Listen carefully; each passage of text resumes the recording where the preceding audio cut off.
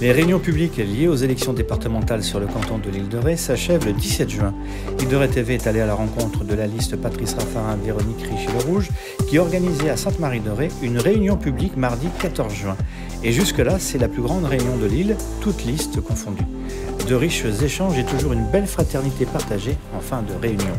Nous avons interrogé ce binôme qui semble bien engagé dans cette élection.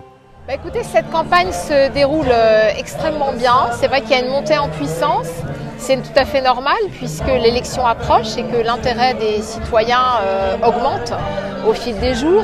Et c'est assez étonnant, il y a des communes où il y a beaucoup de monde, des communes où il y a un peu moins de monde. Alors on n'explique pas très bien pourquoi. Est-ce que c'est un désintérêt pour la politique? Est-ce que c'est parce que les gens n'avaient pas le temps de venir, etc. En tous les cas, il y a une réelle montée en puissance et au fil des jours, on a de plus en plus de monde dans nos réunions.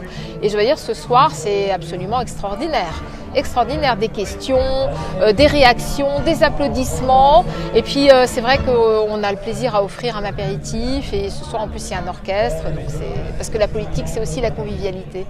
Nous sommes maintenant à notre 7e réunion publique et c'est vrai que en fait la différence entre le nord et le sud ce sont surtout les thèmes qu'on aborde puisqu'en fait on a vraiment des villages avec des spécificités différentes et on essaie à chaque fois donc d'adapter les compétences du département aux spécificités du village.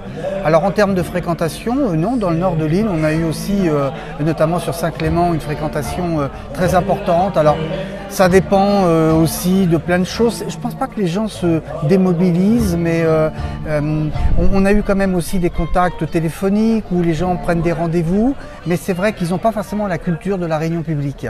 Alors c'est vrai aussi qu'on a des réseaux sociaux qui fonctionnent bien, oui. Une page Facebook qui est très suivie, qui est la plus suivie des 4 binômes, parce que la stratégie digitale pour nous c'est très très important et il ne faut pas oublier qu'on a démarré quand même cette campagne dans un contexte de déconfinement et qu'aujourd'hui ça y est, oui. Les gens commencent à sortir plus, mais il a fallu aussi, on avait la concurrence des terrasses qui réouvraient et du beau temps et puis aussi le sport, oui. Donc il y a beaucoup de choses. Donc je dirais que les réunions publiques, de toute façon, c'est un exercice extrêmement intéressant parce qu'on va au contact des gens, on incarne notre candidature et le programme qu'on propose. Après, libre à chacun, si les gens ne peuvent pas venir à la réunion, d'aller s'informer autrement sur la page Facebook et éventuellement aussi, ils ont le programme dans les boîtes aux lettres. En fait, c'est vrai que bon, ce soir, voilà, j'ai fait quelques confidences, mais j'en ai fait un petit peu dans tous les villages. Et c'est vrai que j'avoue que j'assume pleinement donc ma rupture avec le président de la communauté de communes, avec qui j'ai quand même cohabité donc pendant 12 ans. Et j'ai largement souffert d'un fonctionnement qui était absolument dogmatique et sur lequel personne ne pouvait s'épanouir. Donc c'est vrai que des fois, ça fait aussi du bien de dire la vérité et d'expliquer donc aux citoyens la façon dont on a pu vivre à la communauté de communes et les raisons qui m'encouragent donc en fait à m'opposer à lui pour avoir un fonctionnement totalement différent. Sur la 3e voie sur le pont, ben, c'est simplement honteux quand je lis ou quand j'entends des mensonges qui sont donc prononcés par les élus départementaux, alors que les propres services du département donc me confirment qu'actuellement la 3e voie n'est pas du tout d'actualité pour les problèmes techniques de précontrainte, mais qu'en plus aucune étude d'écoulement ou aucune étude de faisabilité n'a été réalisée à la date de ce jour. Donc dire que le fonctionnement est imminent, et savoir à la fin 2024, c'est un mensonge éhonté. Ce soir, on avait un public effectivement qui était riche dans les questions, voilà, donc c'est vrai qu'on a envie voilà, de se dévoiler un petit peu plus. C'est vrai que si enfin moi en l'occurrence c'est vraiment une entrée en politique plus forte. Pour Patrice c'est une continuité, une amplification de ce qu'il fait déjà. Mais le sens de notre engagement c'est vraiment de changer les choses.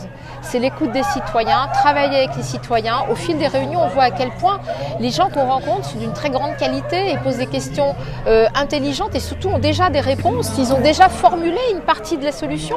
Simplement personne ne les écoute.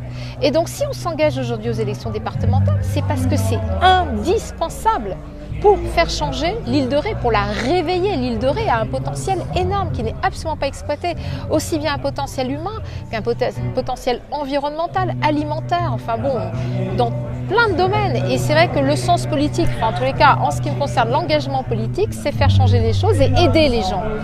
Et c'est pour ça que le département est un échelon vraiment idéal, puisque c'est un échelon de proximité, mais quand même qui, si vous voulez, embrasse un ensemble, un territoire, et puis d'autres cantons comme celui d'Oléron.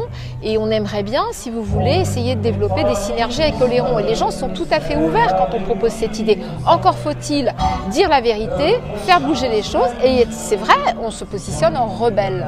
Nous, on présente avec Véronique dans notre programme, mais on a aussi besoin de se nourrir des échanges avec le public.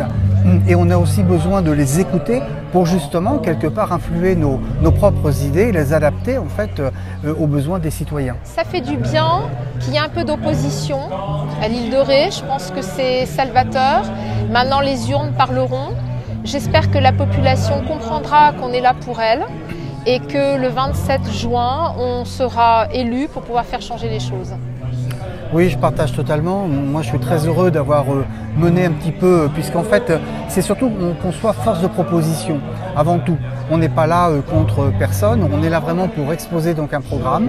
On a envie de servir donc nos territoires, on a envie de servir les citoyens, et ça, je pense que les gens ont bien compris notre démarche, et c'est le principal. Abonne-toi et like les vidéos d'Île de Ré TV.